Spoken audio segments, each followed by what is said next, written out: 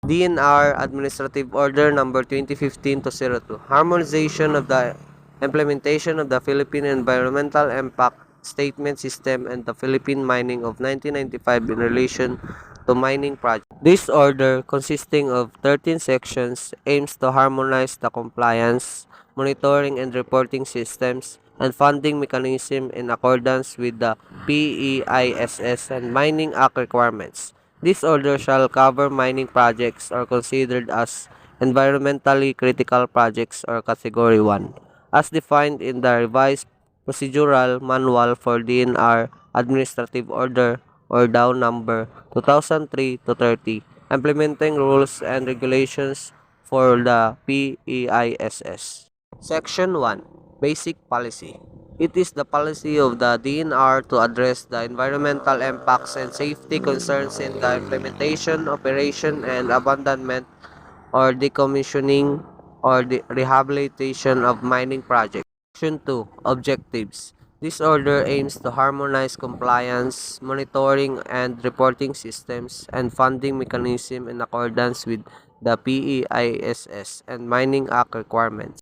Section 3. Coverage. This order shall cover mining projects or considered as environmentally critical projects or Group 1 category, as defined in the Revised Procedural Manual for DNR Administrative Order or DAO number 2003 to 30, implementing rules and regulations for the PEISS.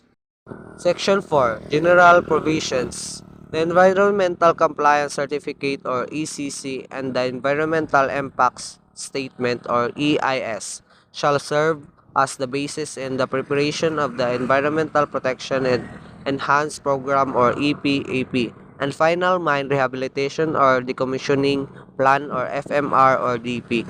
The latter shall be submitted in lieu of the abandonment plan as per DAO number 2003 to 30. Letter B. A joint financial audit of mine rehabilitation funds and environmental trust funds by the Environmental Management Bureau and Mines and Geosciences Bureau using audit guidelines formulated by same shall be done periodically.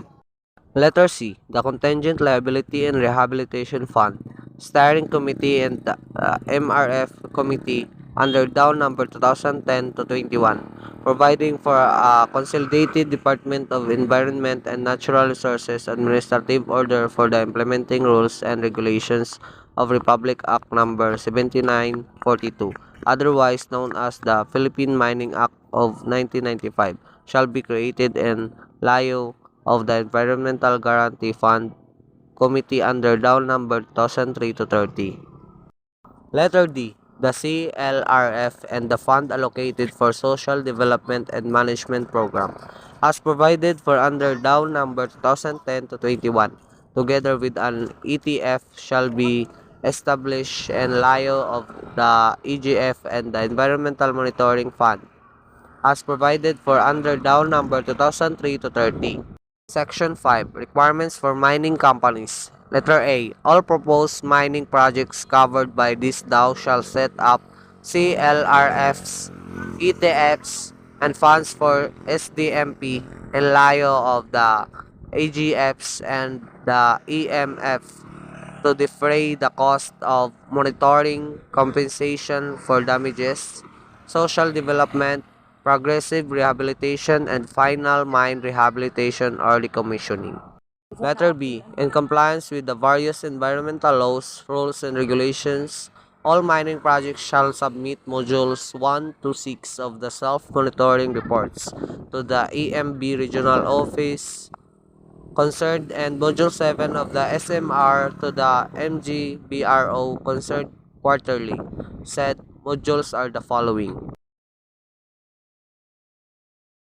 Section 6. Function of the Multi-Partite Monitoring Team. Letter A. Monitor the proponents' compliance with the conditions stipulated in the ECC, Environmental Management Plan, and Environmental Monitoring Plan, and commitments made in the AIA Report, EPEP, FMR, or DP, and SDMP. Letter B. Validate the proponents' SMR. Letter C. Submit monitoring or validation report following the format attached as Annex B to the MRFC, EMB Central Office semi-annually, and EMB and MGBRO quarterly. Letter D. Make available monitoring or validation reports to the interested stakeholders. Letter E. Receive complaints, gathers relevant information to facilitate determination of validity of complaints or concerns about the projects, and transmits to the proponent concerned, the EMB and MGBRO and or MRFC as the case may be, the recommended measures to address the complaints, copy furnish the complainants, and develop its manual of operations based on the outline attached as Annex C and has it jointly approved by the EMB and MGBRO concerned as endorsed by the MRFC. Section 7. Duties and responsibilities of the MGB Central Office and Regional Offices. The MGB CO and RO shall be the following. Section 8. Duties and responsibilities of the EMB Central Office and EMB Regional Offices. The EMB CO and EMB RO shall be the following. Section 9. Illegal mining operations. In case of an illegal mining operations, the MGB RO concerned shall issue the appropriate stoppage order, provided that in case of mining operation with permits issued by the local government units but without ECC and EMBRO concerned shall issue the appropriate stoppage order. Section 10. Incentives. The standardization of incentives for members of the MRFC, MMT, CLRFSC, and CLRFSC technical working group shall be provided in a separate guideline. Section 11. Separability clause. If any clause, sentence, section, or provision of this order is held or declared to be unconstitutional or invalid by a competent court, the remaining parts hereof shall not be affected thereby. Section 12. Repealing and amending clause. All orders, rules, and regulations inconsistent with or contrary to the provisions of this order are hereby repealed or modified accordingly. Section 13. Effectivity.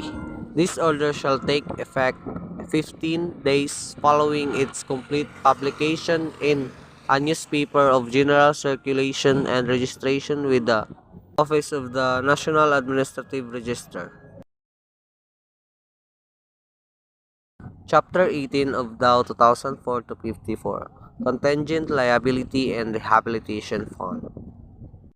Contingent Liability and Rehabilitation Fund. Cognizant of the need to ensure just and timely compensation for damages and progressive and sustainable rehabilitation for any adverse effect a mining operation or activity may cause. The Department, through the Bureau, shall institutionalize an environmental guarantee fund mechanism to be known collectively as the Contingent Liability and Rehabilitation Fund. A mine rehabilitation fund shall be established and maintained by each operating contractor or permit holder as a reasonable environmental deposit to ensure availability of funds for the satisfactory compliance with the commitments and performance of the activities stipulated in the EPEP or AEPEP during specific project phase. The MRF shall be in two forms, namely Monitoring Trust Fund and Rehabilitation Cash Fund. A Mine Rehabilitation Fund committee shall be created in each region where active mining operation exists and shall have the following duties and responsibilities. Composition of the MRF Committee. The Mine Rehabilitation Fund Committee shall be composed of the following. A multi-partite monitoring team shall be deputized by the MRF Committee as provided for in Section 182 hereof to serve as the monitoring arm of said committee and shall be composed of the following.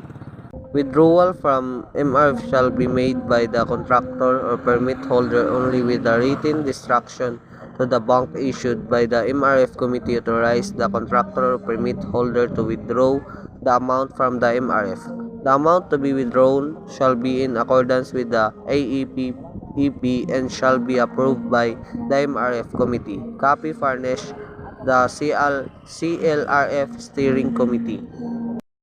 Final mine rehabilitation or decommissioning plan. 5 years before the final decommissioning of the contract or mining area, the contractors or permit holders shall submit the MRF committee through the regional office and the CLRF steering committee through the bureau its final mine rehabilitation and or decommissioning plan, including its financial requirements up to post-decommissioning over a 10-year period for monitoring purposes. The plan shall be subject to pre-evaluation by the MRF committee and to final approval by the CLRF steering committee. The penalties are the following: